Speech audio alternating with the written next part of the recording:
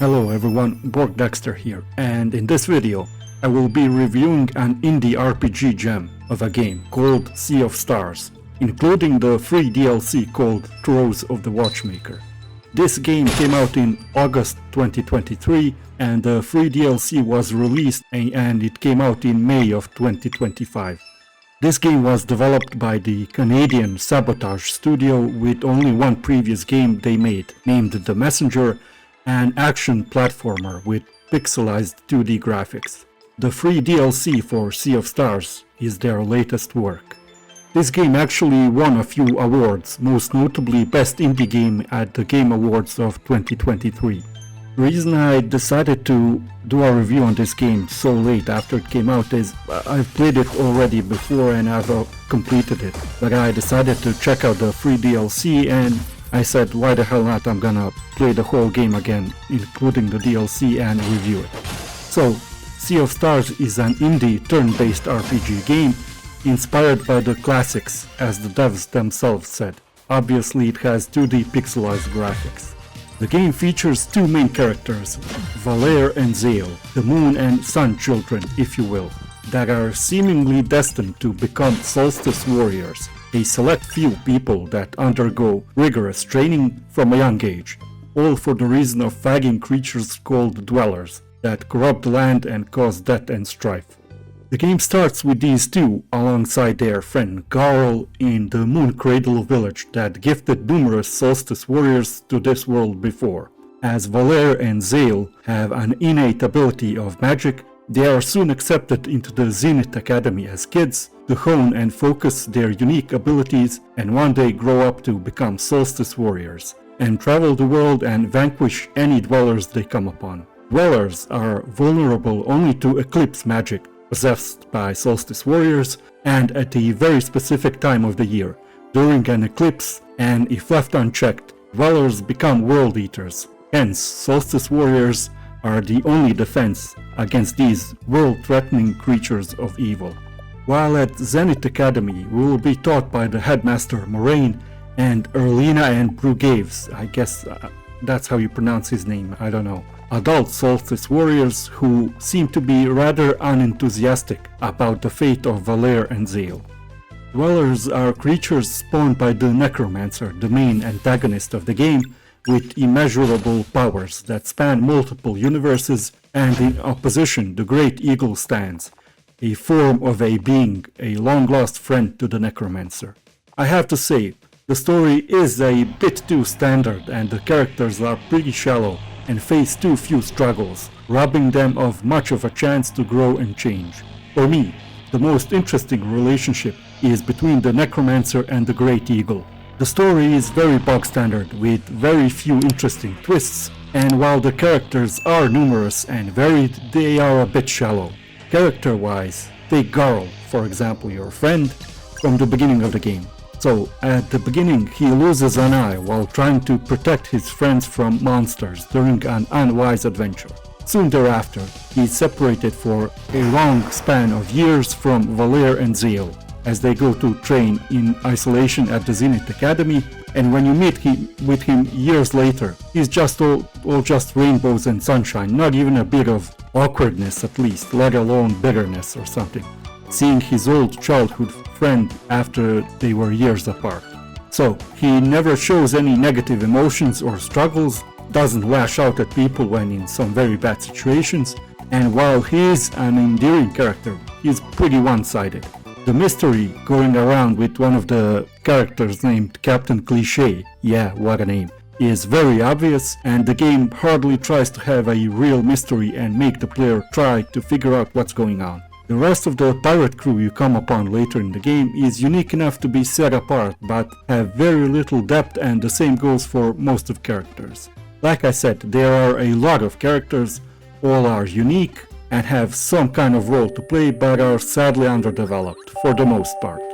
Take Brugaves and Erlina for example. They are less than pleased to see a new generation of kids basically having their childhood and life taken away, replaced by rigorous training and discipline, as they once were. And while later in the game, Brugaves' actions and wishes do make sense, Erlina just takes a 180 and becomes someone that in my opinion, is nothing like her character would seem to suggest. I'm trying to avoid any spoilers here. You'll see what I mean if you play the game. There are highlights in the story and character interactions, such as the friendship between Zale, Valere and Garl, and I felt genuine emotions for them, but I would have liked more and deeper interactions and character development. The story and character development are the weakest elements in the game in my opinion, but the game manages to pull off being great still with the quality of other elements. Let's talk gameplay next. You travel the world map to various game locations strewn about, unlocking more advanced and convenient modes of transport as the game progresses, as is usual with games like these. When you enter a location that isn't a town, you will progress by solving many puzzles of various difficulties, and the combat encounters are not random.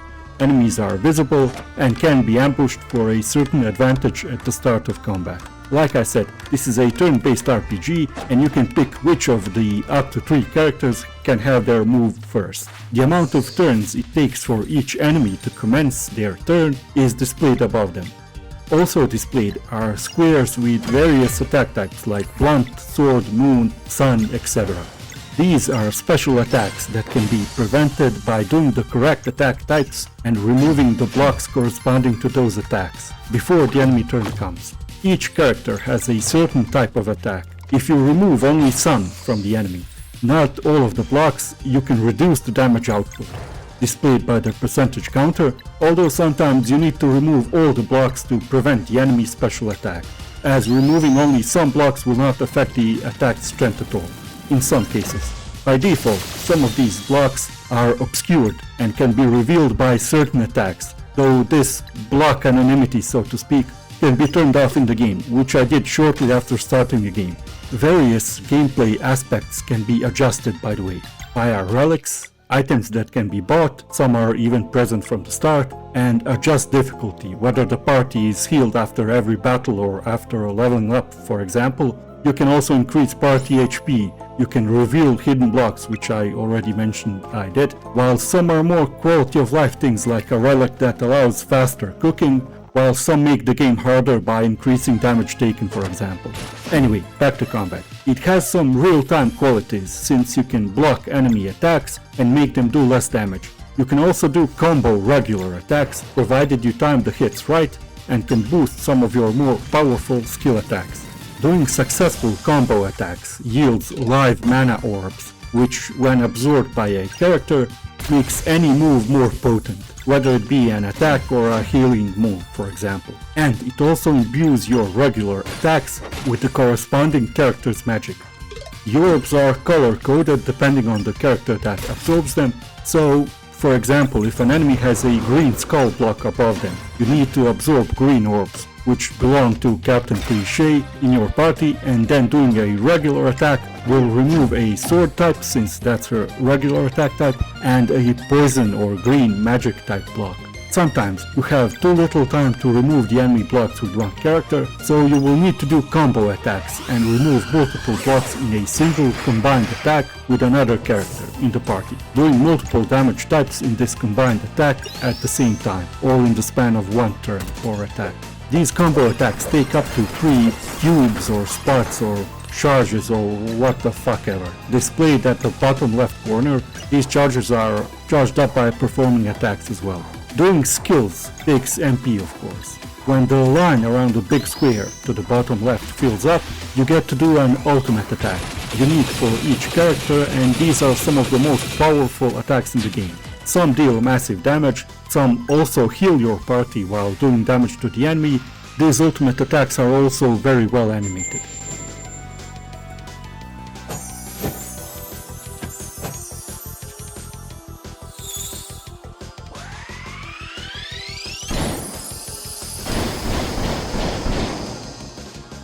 Other times I just tried to weaken enemy attacks as much as possible because I couldn't remove all the enemy blocks before the attack occurs. Oftentimes you will have 5 or 6 blocks of the same attack type, and you will need to time certain skill attacks, such as the Moonerang or Venom Flurry, if you are to remove all the blocks in a single character turn. Sometimes you do only get one turn before the enemy attack. I must say, The game's combat has enough complexity and tactics to it that it always kept me engaged, and I was rarely bored in combat. As the game progresses and more characters join your adventure, the more damage types and the complexity increases, so you will often need to swap characters in and out during combat. This action doesn't cost a turn, by the way. I have also failed to mention that attacking enemies with regular attacks will restore your MP used to cast magic attacks that can be found under the skills tab of each character. The enemies are also pretty varied in terms of size, looks, and attack rhythms. Each time you enter a new area or dungeon, it will take some time to adjust your reflexes to the new enemy attack, but there were few enemies I struggled with for long. Usually you get the hang of their attacks pretty quickly. When you are not in combat, you will need to solve puzzles, which are often not too complex, especially the non-optional ones. But there are some decent brain teasers here, to be sure, as well as do some light platforming, though it requires no skill as you cannot fall at any time. Certain puzzles jump out with their uniqueness and quality, which serves well in preventing monotony. I gotta say though, that the level layout and design is very well made, unlocking useful shortcuts as you go along. Some shortcuts can even be made on the world map itself, and the overall flow of the level feels very smooth, like a bit of combat, some light puzzles, then you unlock a shortcut and so on. The world also contains many shortcuts that cut down on backtracking time, especially if you decide to do some of the side quests and activities. Compliments on the level flow and design. Scattered throughout these levels or dungeons are books for saving the game and campfires that are used to cook food that serves as items that restore the party's HP and MP. And some foods even revive knocked out characters. You can find various recipes throughout the game. Some can be bought and a few are learned as the story progresses. These foods are made by your friend Garl, aka the warrior cook as he will be known as later, and each food has a unique cooking animation. Every meal has a list of required ingredients that can either be bought at town shops or found in dungeons. When out on the world map, you will walk around the paths available on each of the few islands the world consists of, with an additional world being opened up later in the game. You will have progressively advanced transports, while towards the end of the game all of the locations will be very easily accessed, especially helpful for finishing off side content before the end of the game. The Vespertine is a ship that will enable you to travel between the world's islands, and you can even enter the ship whenever you want, and the ship houses all your companions, each with their own assigned areas. It houses a small pub where the pirate crew plays music, for which you can find and turn in the music sheets you find so they can play new tracks in any pub in the game, along with the obligatory wheels minigame in every pub, and a fireplace for cooking and a book for saving. There's also a different type of book that contains various game statistics and a parrot that can help you with what you have missed at a particular location, be it a missed item chest or a rainbow conch box. The boss fights are also cool and often have small, unique gameplay mechanics that make them more interesting, but some do have annoying tropes, like the boss having a constant flow of ads or stuff like that. One of my favorite boss fights is this big mechanical head/robot. It looks great and is one of the boss fights that has a unique mechanic. Great boss fight.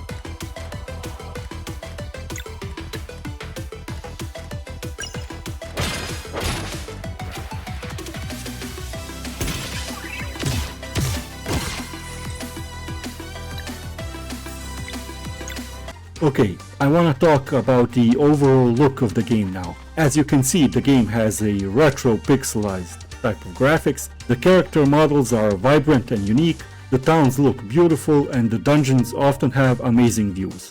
The game's environments, especially towns, are also detailed. The best example is the poor town of Brisk, with various colorful shops, the beautiful ocean, numerous NPCs, whether it be town guards, merchants, or regular townsfolk. Each location also has a distinctive feel to it, and later in the game, when you arrive into an unexpected kind of world, even the look of the user interface has changes to reflect the change in scenery and vibes. A very cool detail. Another detail, the start menu will show additional party members as they join you. A small thing but still appreciated. At times the game will treat you to animated cutscenes that also look great. I also must praise the side content and side quests available in the game. There are numerous side quests with the almost obligatory companion side quests towards the end of the game.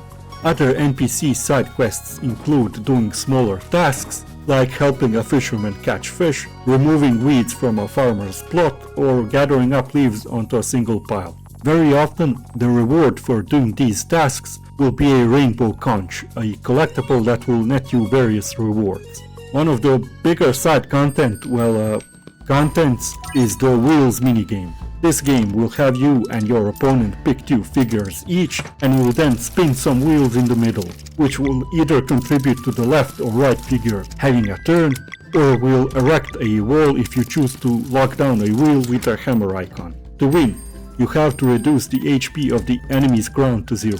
Each figure has their own strengths and weaknesses. Some figures' attacks ignore walls, some heal your crown or base, some attack multiple times. Each figure can also be upgraded from bronze to silver and then gold, which will increase their attack power. Also, as the figures level up, they change their appearance, which is very neat.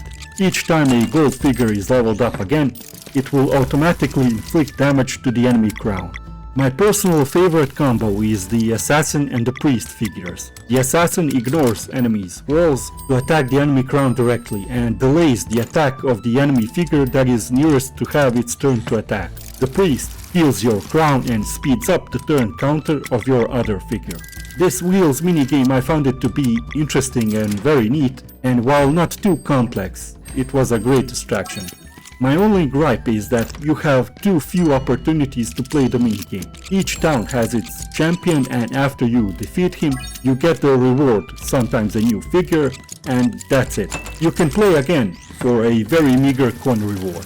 Also, some more figures would be nice, though the DLC does add a new one, more on that later. Another minigame is fishing, not too much to say about it, it's very simple and undeveloped, really, and it serves only as a source of food ingredients. The side content also includes the various optional puzzles in solstice shrines that reward you with weapons or items and sometimes a new combo attack. These puzzles are the most complex and interesting in the game and usually involve pushing around boxes or pillars, activating switches that turn on platforms, followed by some light platforming, etc. And a lot of the puzzles, of course, combine these elements into one single puzzle. The game also features a small island that will house your own town named Mert. You will need to buy blueprints for various buildings, like an inn or a fishing hut with rainbow conches. Yeah, those things you collect. You will then need to find people to staff these buildings. There is also a very cool tribute to Kickstarter backers of the game in the form of an ancient crypt on the island that houses some very cool looking statues.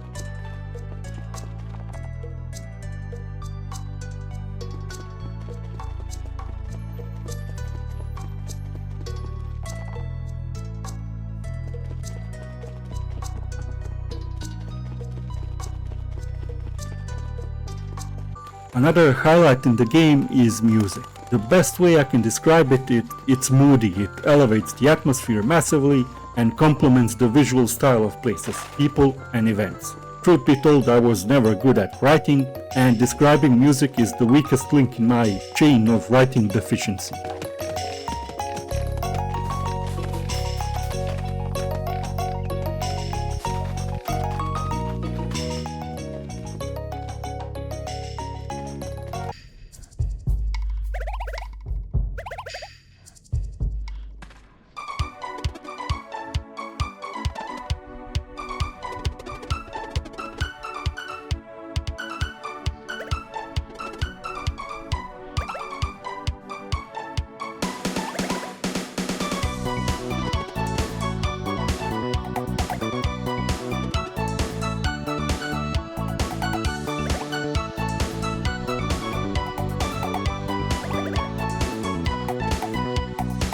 I've also noticed many cool details in the game that I always appreciate. The fact that the start menu reflects the additions of new party members. The fact that one member made of a material called living glass turns into a bottle floating in the water when swimming. When you talk to one of the pirate squad members in a pub tavern in which they play music, and then you notice that whatever instrument the pirate you're talking to at the moment is cut from the background music, and then the music resumes when you finish talking with that member.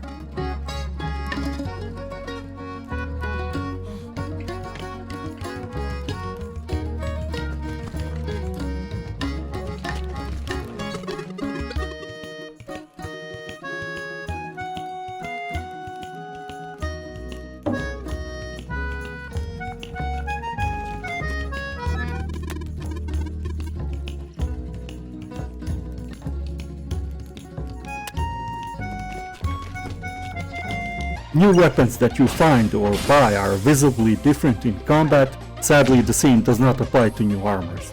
Bosses having visible damage shown on their models as they are damaged, the way the image is distorted when you pass behind a crystal, and a few others.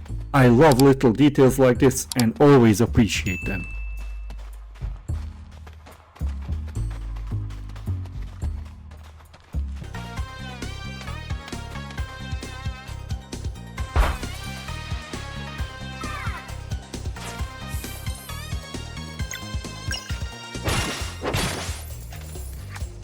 Okay, I'm gonna talk a bit about the free DLC called Throes of the Watchmaker.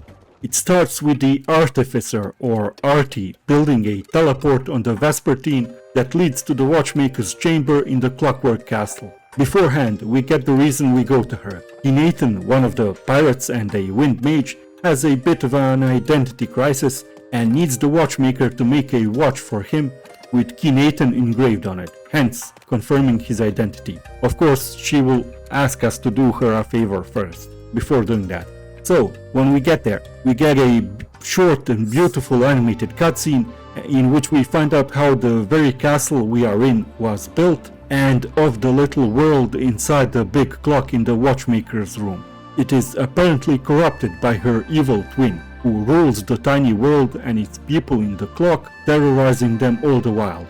As soon as we enter the clock, just the three of us, Zale, Valere and Artie in the party, along with some others, two evil copies of Valere and Zale are created, a reflection of their deepest insecurities, narcissism and vanity for Zale, and unchecked rage for Valere.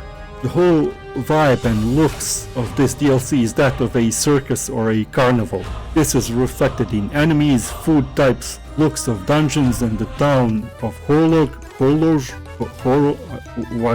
however you pronounce that, in which small wind-up dolls people reside. Gameplay-wise, a lot of new rhythm-based attacks, firing of people and pies from a cannon, bouncing on a trampoline, swinging from a trapeze and things like that. The DLC adds new attack types like laser, bonk, yeah you heard that right, bonk, fire and magic.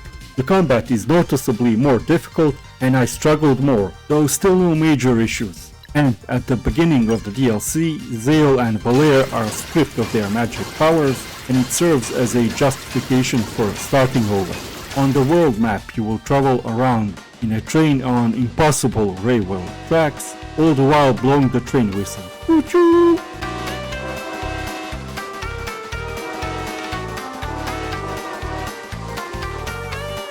A few minigames were added, each relevant to one of the attack skills from the 3 party members.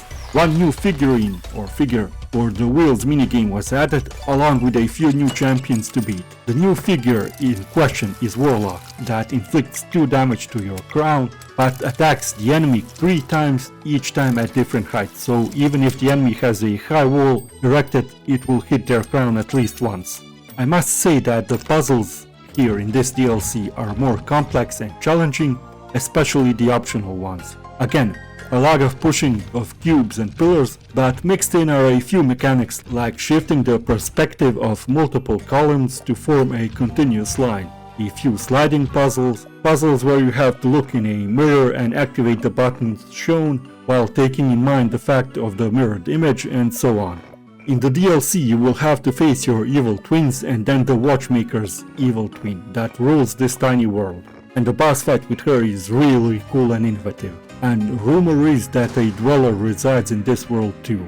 Our characters face a bit more struggles herein, and it provides some character development, though still not a whole lot. The whole DLC took me about 6 to 8 hours to complete, and it has improved on the weakest element of the game, namely the character interactions and development. It has new attack types with new rhythm-based moves, a brand new carnival or circus look and feel, and has a few innovative boss fights, gameplay mechanics wise. A new figure for the Wheels minigame is added, though I would have still loved more new figures and definitely more champions to play against. Also a few new minigames that allow you to earn clown noses, which are collectibles that can be sold for tokens, this DLC's version of money or coins. Overall, the DLC is good and a neat addition with a decent runtime, especially considering the price of the DLC, a whopping 0 monies. Okay, so how does Sea of Stars along with its free DLC, Throes of the Watchmaker, hold up in 2026? Let's summarize. The worst part of the game is the story and character development. While the world and the lore itself is pretty interesting, the main quest is a bit bog standard and predictable. The characters, including our main characters, are a bit shallow and don't face many big struggles that makes us see them come out better on the other end. The characters themselves are unique with their own quirks and characteristics, but are still undeveloped. Some bosses have tiresome clichés such as summoning and having ads with them. Backtracking can be a bit annoying in some areas, though the level design usually allows for smooth travel with numerous shortcuts unlocked, even on the world map. And don't worry, later in the game, travel is very fast and unrestricted, so you can explore freely. In my opinion, that's about it for the downsides. First of all, this game has a very stylish art style, with each location having a unique identity and feel, not to mention that sub-locations, be it towns or dungeons, are pretty varied and not samey. You will be beset with the occasional great view as you travel the dungeons. The character designs are also, well, they are designed well and are vibrant and unique. The music, like I said, contributes greatly to the general atmosphere. The level design is smart, with many shortcuts, and the gameplay flow in the dungeons, a mix of fights, some light platforming with some puzzles, makes the gameplay feel smooth and the pacing is good. The combat gameplay is challenging enough. You will need to balance the attack types of various party members to do well in combat and reduce the damage taken. A good sense of rhythm is also needed to block enemy attacks and reduce damage. Boss fights often have interesting mechanics that must be figured out in order to beat them. The game features a good bit of side content too. This includes little side quests, a very basic fishing minigame, the Great Wheels minigame, building your own little village and recruiting people to staff various buildings in said village. Puzzles that are not optional are usually simple and serve more to break up the gameplay loop, but the more optional puzzles are definitely more complex and interesting. The DLC though improves on this and it features more complex and interesting puzzles that includes the non-optional ones. The game also has a good attention to detail, so you will see new weapons that are changed in combat, the little trick of how the instrument that the pirate crew member goes silent in the background music and then resumes playing when the character is done talking to you. The game's start menu shows changes in the party after new members are added, and a few more cool details are present. The game features a good exploration pace, meaning that as you progress you get increasingly more advanced modes of transportation, enabling more wide and free exploration. I must say that the game also has a true second ending that requires you to collect all rainbow conches and do certain side quests, complete some optional puzzles and things like that. And it is a decent excuse for replay value. Okay, before I wrap up, I will quickly note that I had no performance issues and only one funny, I guess you could call it bug, where Garl holds his backpack straps while swimming. Though I think this is more of a design oversight than a bug. Okay, so for this game I'm pondering between an 8 and a 9. I'm not sure how much weight I will put on the story and character development. Personally, I tend to put great stock in the story and characters, especially in an RPG. I mean, this is not a fighting, a racing game or a shooter. While the world lore is interesting and kept me engaged, the character development and the main storyline is a bit thin. Okay, I've decided to give Sea of Stars an 8 out of 10, a good game, and a definite indie gem, one that I absolutely recommend to any fans of retro RPGs inspired by old classics. Sabotage Studio needs to tighten up character development and deepen it, alongside making the main story more complex, and they will have an easy 9 out of 10 or even a 10 out of 10 game. But for their second game ever, a great result. Okay guys, that's gonna be it for this video. If you liked it, give it a thumbs up. If you didn't like it, give it a thumbs down. Let me know down in the comments below what do you think of this game and of my review of it. And have you played it, and if you have, do you agree with the points that I made in my review? Until next time, see ya!